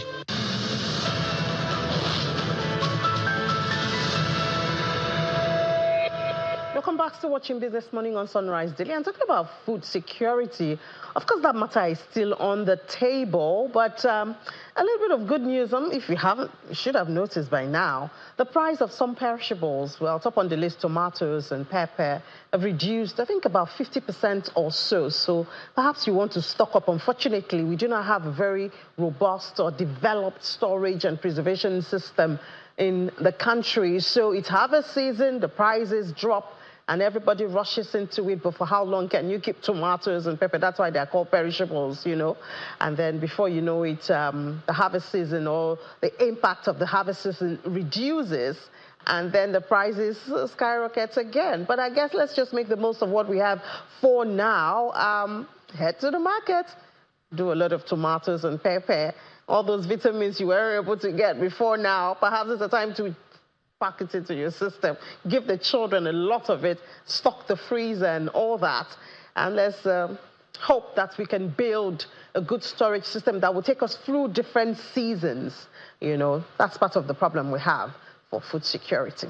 Anyways, let's go to another kind of market now, the money market. See how it was a summary of last week for the equities market. In spite of the good that we had, I think about 2 positive trades at the close of trade. At the end of the week, the market lost 1.36% at the close of it. And yes, we did regain. I think we started the week last week at about 96 or 97,000, but we closed at 98,000. Thankfully for that. And equities up at 55.9, almost 56, but not there yet. Activity chart last week was positive. The volume was 2.18 billion, value 50.66, and deals also went up by 45,000. Sectors, profit takings took cut up with banking, as well as consumer goods. Industrial goods was marginally up 0.07%. Insurance did so well in the middle of the week, but at the end of the week, a lot of profit taken, as well as oil and gas.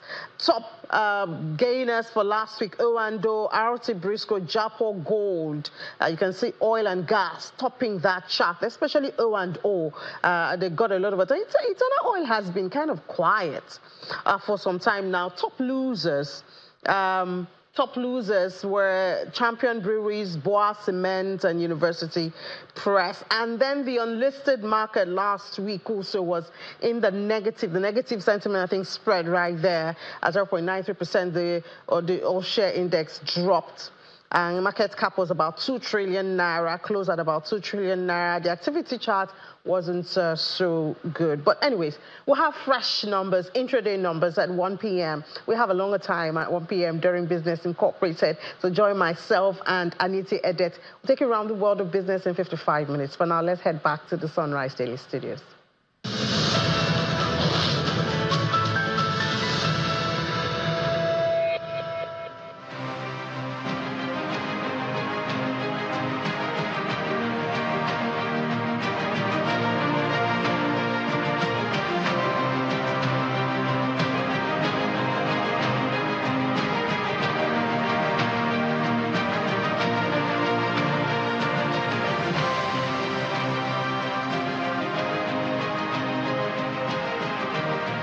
Welcome back. Yes, indeed. We've got, as you've seen there, Dr. Charles Omole here with us in the studio. He is the Director General, Institute for Peace and Security Policy Research, former, and also a lawyer, security and policy expert. Good morning. Thank you for coming on today. Good morning. Thanks for having me. Well, we're reviewing the last week or weeks because this protest that rang through. In fact, we understand there are still some scenarios about that which the authorities say they are investigating. the security dimension of what happened, who did what, because we also know that there was some raid that was carried out on the Labour House. And so there's so much really going on, which the public, they may not publish or put out there until maybe they get to a certain point. For you, as a policy person, because there were several questions as to, it did appear as though government's policy, in spite of all they said they're doing and formulating as good as they are, were lost on the people. People just kept on saying, look, yes, you're saying all of this, but the result for us is not as rosy as your policies, as you painted them to be, hence the reason why they had to protest. What do you think of all of that? Well, thank you. The first thing I would probably want to start with is protest is not a new phenomenon globally. If you look at the last 300 years, you've seen protests used to change national policies. From 1765, you're talking of the American Revolutionary protest. The French Revolution followed 20 years later. If you move to the last century, you're talking of the Indian independent movement that ended in 1947, led by Mahatma Gandhi, lots of protests. Then we moved to the civil rights periods, 50s and 60s. Of course, Martin Luther King Jr., lots of protests. Even 1989, you're talking of the Berlin Wall protests. We're talking of the Arab Spring. So protest is not a new thing. But the beauty of the length of history of protest is the fact that there are certain factors that you can see will lead to successful protests that can change national policy. From what I've seen in what's taking place recently in Nigeria, those factors, a lot of them are absent from our own protest dynamics. That means this protest as currently being put together by the youth or whoever, old Nigerians, cannot succeed until those factors are present. What are these factors? Okay, quite a few of them. I mean, for example, number one, leadership. One of the things the young people like saying is, oh, we are leaderless. There's never been any protest anywhere in the world that succeeds in changing national policy that is leaderless. There must be leadership. There must be people you hold accountable. There are people who enunciate policies of the objective of the protest. But the idea of a leaderless protest, it's completely, there's no evidence that has ever worked in any country. Now that's one. Before you go to the second ones, when the government says or the authorities say, look, we want to know who your leaders are. And then there are questions concerning, look, how is it that government can be asking, we want to know who your leaders are? Government has tons of information. And they should identify who are this process, or is it a bait so that if they are suspecting certain things going on, so if people own it, then they could definitely say, look, this is why we want to do what we want to do. Well, I mean, it's not just that. If you look at, say, the civil rights movement, for example, lots of people will say different things, but the moment Martin Luther King comes out to say things, people listen. So the whole idea of who are your leaders is who do we talk to help shape the dynamics of the protest, who we know you will listen to. So every protest must have leaders. They must have faces that are directly held responsible. So that's the first one. The second success parameter for protests is clear and concise messaging. You have a situation where you have, I'm seeing 10 demand, 20 demand. No protest succeed on such things. You must be able to capture your demand in simple terms, civil rights. So everybody understands that. But not some 10, 20 items you're asking government to do. Protests don't work on that basis. So messaging, in fact, during that protest, if you talk to 10 different protesters, they will give you 10 different demands they want from government. But that's natural. Yeah, but protests don't work on the basis of such multiplicity of demand, is my say. Okay, take Kenya, for example. The first recent protest there, the focus was the finance bill, that the government should abolish it. Now, the government abolished it. 80% of the protesters left and went home. The remaining 20% cost, they actually said, you've done what we want, now we want the government out. We don't even want the government anymore. And of course, that now is the protest that is lingering on. But the actual focus element of the protest achieved its purpose. So when protests have clear simple narrative is easier to succeed than when you have 10 demands, 20 demands, and all that. Are we saying that because probably we might have been used to organized labor protests across the world, wherein they can say, look, we don't want this increase, we don't want this policy from government, we don't want to be part of international. So people then think, okay, well, governments may be used to that kind of scenario. But these protests that we've seen in different places too, as seemingly uncoordinated as they are, there are brains behind them who are coordinated. That is true. There are brains behind them, but the question, okay, a very good example is this our last protest. This Lagos lawyer, Adeboro, wrote to the IG on behalf of the protesters. And you see one of the so-called leaders of the protesters came a few days later and disowned him. He's not their lawyer. So you can see instantly there that there's a problem of messaging. So you wrote on your behalf to the IG, you was your lawyer then a few days ago. Now he's not speaking for you. So that's why government cannot assume who the leaders are. Even though we don't know to what extent or the gravity of that denial. We didn't ask Mr. Ebro. Was it your clients? Is it the totality of your clients? Or to what degree is it your clients? So we don't know all of that. No, that is true, but I think is the optics I'm saying, that government can't assume these are the leaders. If, for example, if 5 people come and say we are the leaders and the protests agree, those are our leaders, then that's easier. But it's not something you just assume, a position you assume. Quickly, the third thing that has led to success of protests is nonviolence. You see, nonviolent protest tends to succeed better than violent ones for several reasons. Number one, nonviolent protest tends to increase public support for a cause.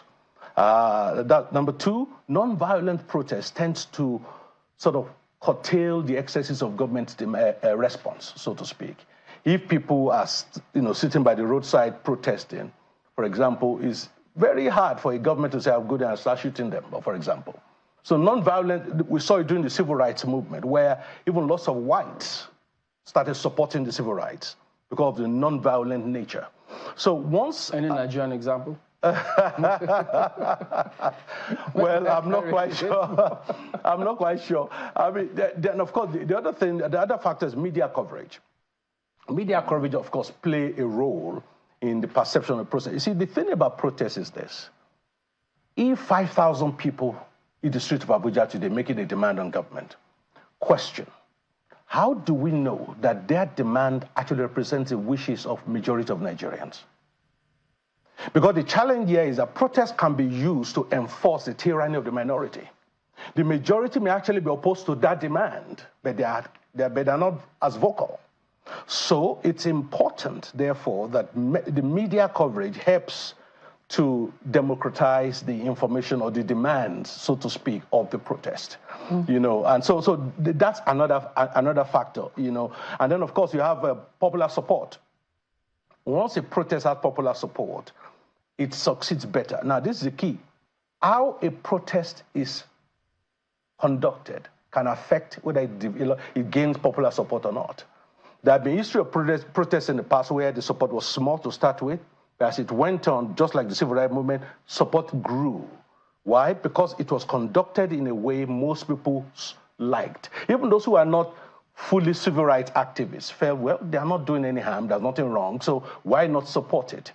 But the moment protests degenerate into, looting and all, public support evaporates. And therefore, it keeps, once the public support evaporates, and governments have a way of testing that, it makes the government reluctant, as it were, to yield to the wishes of the minority. Assuming that they wanted government to yield, because we don't know the demand, the intention sometimes. It could be masked under certain things, so who knows? Just thinking aloud anyways. That is true. Well, some of these things that you have listed, it almost sounds like as if it is a prerequisite for a protest. But some people will say, no, all of these things, yes, it's necessary for a successful protest, but it is not a prerequisite for a protest at all. One of the reasons why we know that governments have been reluctant over the years and have touched the issue of subsidy with a pretty long pole is because they know that this is the kind of thing that can happen. They know that it will not go down well with the masses. So can the government of the day pretend that they didn't know that, this could be the reaction, as a result of the moves that they had taken? The removal of fuel subsidy, the flotation of the Naira, the attendant hardships faced by everyday people, even those who hitherto were considered well off, facing such huge inflationary constraints in the economy. Can they really say that they did not think that such a day will come? It's a good thing that this protest was announced, but the ones that people really fear is the one that will never be announced. Well, that is true, but I will assume that you don't embark on a journey, I'm assuming, that without, hoping to succeed. It's like you want to make a cake and you miss your butter. Yes, you will have something that looks like a cake, but it will never be a cake. So if the elements of a successful protest are not there, yes, you will protest, but it will not achieve its purpose, is what I'm saying. It all depends on what the purpose is, because some people will say that perhaps the message that the masses are trying to send is that status quo, the manner in which government runs itself, has run itself, year in, year out, cannot continue to be the same way. Isn't that powerful enough a message? Well, it is, but quite frankly, government doesn't need to wait for a protest to do that. Governments, should have a way of, feeling the pulse of the nation and proactively taking steps. Part of the challenge I feel with this government, for example, is messaging. In the last 2-3 weeks, we've heard more about what this government has done in the last year than we've had in the last 1 year. So if that level of intensity of messaging had existed prior, so maybe say from the beginning of this year, who knows, things might have been different. So clearly the major failure of government, I see, is strategic communication. And, sometimes being in government can create a bubble where people feel, because you sign a document saying X, Y, Z, you assume people know you've done that. But that's not... Communication is what I'm even, because sometimes when we use that word, we always imagine that it is government talking to the people, telling the people what it has done. Where are the channels of feedback for the people to actually tell government how it is affecting them, how it is impacting them? Isn't that what is truly missing? No, you are right. Effective communication must have a feedback mechanism. Again, that's part of the challenge that I think some governors, for example, have town hall meetings. There has to be ways people feedback to government, but more importantly, not just feedback, demonstrate that those feedbacks are acted on or responded to. Now, that's part of all that is part of the communication mechanism of government, which currently is missing. Part of the mistake I think governments make a lot, which I think this government might be making the same, is when you bring people who are party officials. For example, last government, Lai Mohammed, we know, in my opinion, was effective as a party spokesperson. As a minister of the federation, I don't think it was as successful.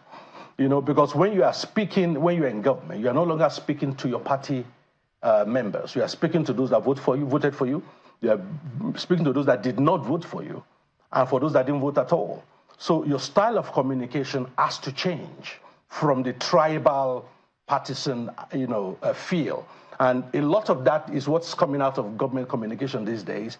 And that was the problem in the past. So a more professional communication mechanism needs to be put in place. And I've not seen that done yet. Well, I don't know. This is where we are now. The people went out. We saw a lot of, maneuverings before the protest itself, started. And perhaps one can understand government's apprehension, especially with a leadership-less protest, given our experience with NSAS. But we also know government's role, because you said something about, popular support. A protest continues to have popular support if it is peaceful. One of the examples that was cited often as to how things can get out of hand is the NSAS protest. And we also know government's role in making that protest become of getting it out of hand. We know that it was after a curfew was declared and protesters refused to go home, and, well, I say unknown gunmen were sent there in the middle of the night, and that's when things went awry, and, the whole country caught fire, more or less. This particular situation, we've seen the back and forth. No, this is where we want you to protest. No, we're not going to protest there. This is where we choose to protest. We've seen all that kind of back and forth, and we saw in other places where there were other introductions, things that had absolutely nothing, or maybe they did. Maybe they were very intentional about what they were calling for with the flags we saw flying in other places. So sometimes, do you think that government itself understands that protests, this is how they used to be conducted before, they can also evolve? For instance, nobody could tell how the Arab Spring was going to go, but the Arab Spring happened nonetheless. Are we learning lessons from how, the evolution of protests? Well, the thing about protests is that, modern day people, in the current situation, if you want to protest, you need a more effective strategy. Let me give you examples. You're talking about, the NSAS. The problem, I think, with the NSAS actually escalated the moment the Lekki toll was completely blocked by the protesters. So imagine a scenario where, for example, I can't remember how many lanes are there. I think there are 5 lanes on that toll gate. They blocked, say, 2 with their protest and allowing cars to go through the other 3. That creates a balance between their right to protest and the rights of those who don't want to protest to continue, their business. That protest could have elongated easily that way. But the moment you block it completely, that becomes oppressive for those who are not interested in the protest. So the messaging is this: protests don't have to be disruptive in terms of the lives of the people before it's effective. Take the climate change movement in Europe. When it started, most people supported it. But now some of the tactics of the climate change protesters, blocking motorways, they're not jailing them. Some have just been jailed 5 years in England, for example, for blocking the motorway. Because of their protest. So, whereas during the Iraq War, there was this guy in England that, built a tent, like a camping tent, opposite the parliament. He was there for over 12 months protesting peacefully. And there's no week that his face is not in one newspaper or the other. So, even though he was doing a one-man peaceful protest there, he had media coverage. It was effective. Right. So, effectiveness of a protest is not about it being disruptive. And I think that message needs to be passed on. Give us your impression about the conduct of security agencies, maybe led by the police, in handling of the protests. In my own opinion, the police this time around actually acted much better than they've done in the past. From what I know, I think the instruction really is that as if the protest is peaceful, the police response should be proportionate. But clearly, once looting and everything starts, they have to escalate a little bit. The whole idea, for example, of some governors or FCT securing court orders restricting protests in certain places is exactly the example I've just given, which is disrupting other people. There's no way you can say we want to do street to street, and we can go to any street we like. No, even in England, when you want this Western world, I keep using that because that's the example a lot of our people use. When you want to protest, if it's IPAC, a cordon will have been created by the police, giving them that space, knowing that that's where they're going to protest. But you can't just say we can go to any street we like, to protest. It doesn't work like that. So these are the things, people need to understand that effectiveness of a protest is not about disruptiveness. Because the moment a protest goes beyond, we are demanding X, Y, Z to we don't want this government, that changes the tone of the protest completely. Because that, in a democracy, that's not the way to change government. Ayo. Thank you, Chamberlain. Let me ask you something along the lines of some of the issues that you have responded to earlier.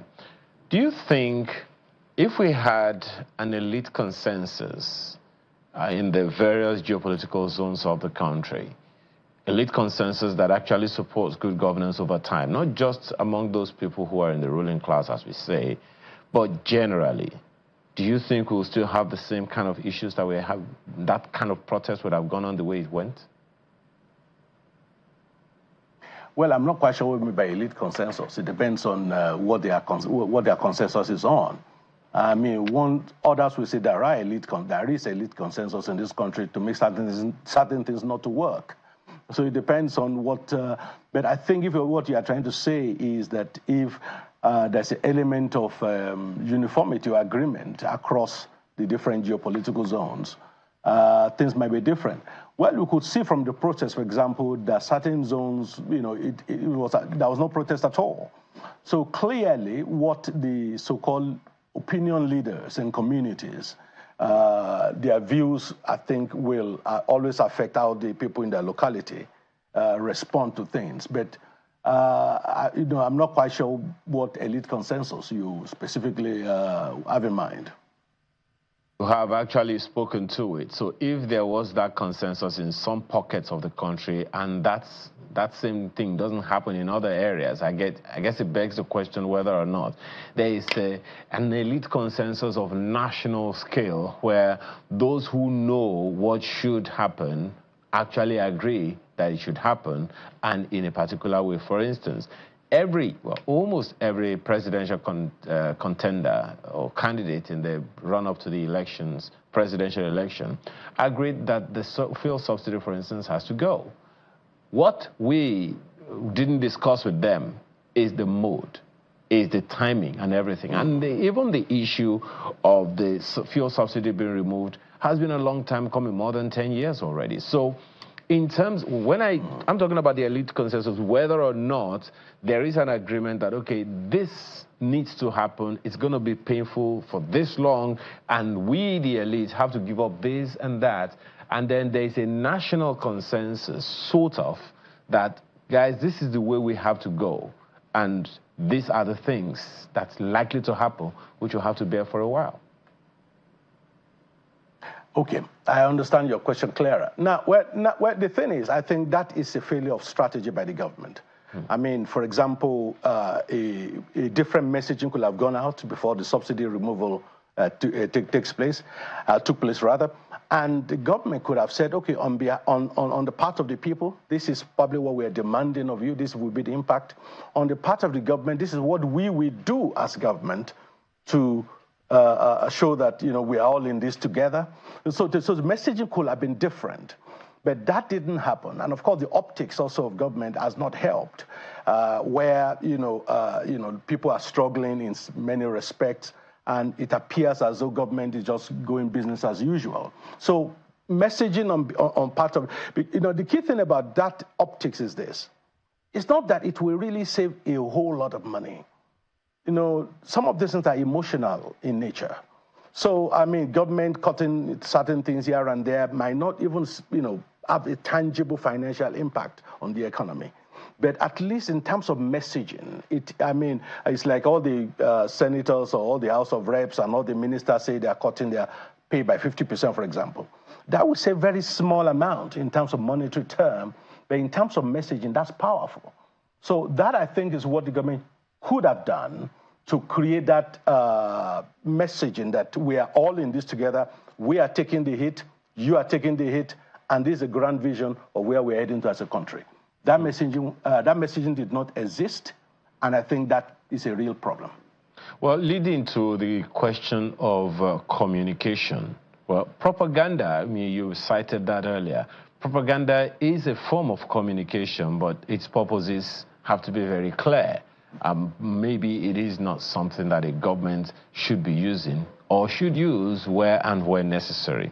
But in terms of general communication, government communication, public communication, I think we have a general problem, which has led to a good number of, quite a significant amount of trust deficits over the years. Now, in terms of the things that government hadn't done, which should have been done, what do you think can be done now to reverse that trend, particularly through communication? In what ways do you think government can begin to buy back the trust of the people to the point that the people will understand this needs to happen, it's going to be painful, and the people will say, okay, let's do it? Okay.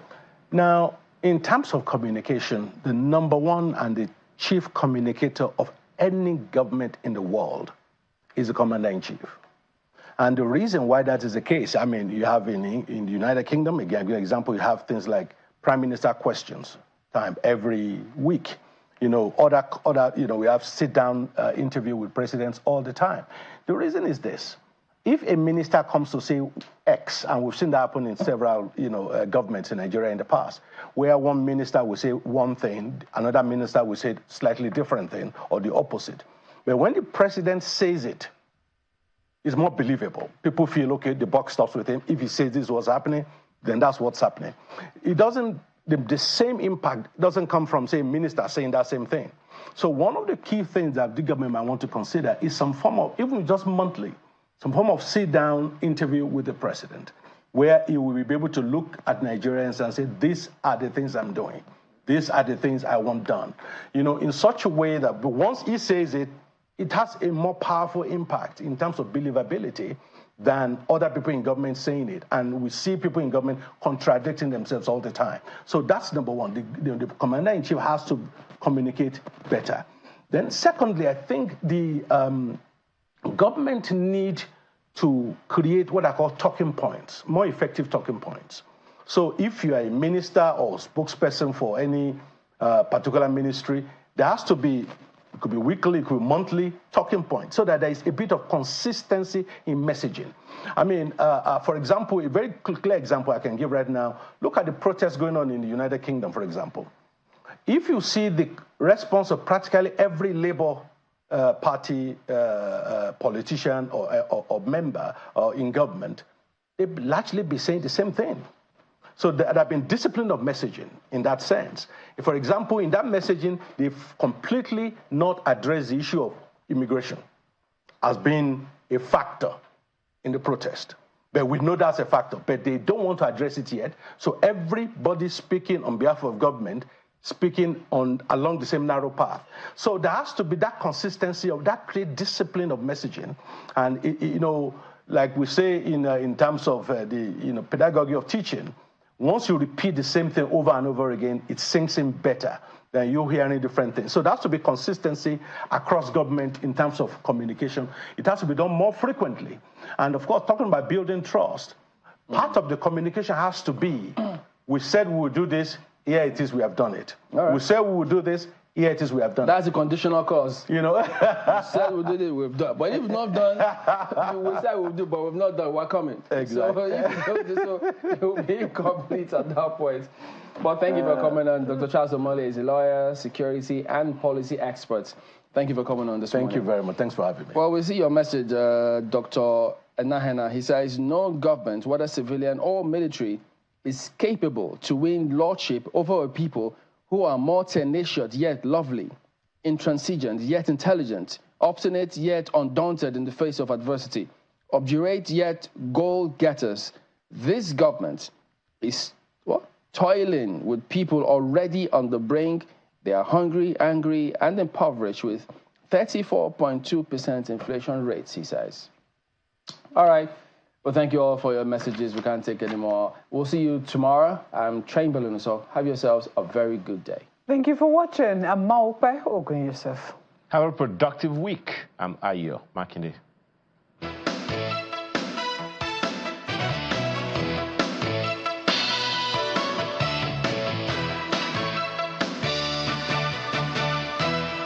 The following is a paid presentation by ShopX TV. Tired of pans that scratch and stick or cookware that takes up valuable space in your kitchen? Introducing ShopX Gotham Hammered Copper Collection, the perfect cookware to upgrade your cooking experience. The Gotham Hammered Copper Collection features a super durable ultra non-stick surface. Eggs stick to other pans, but with the Hammered Copper Collection, they slide right out. Incredible! It's oven safe up to 500 degrees. Any recipe can be made in these pans, and then it wipes clean with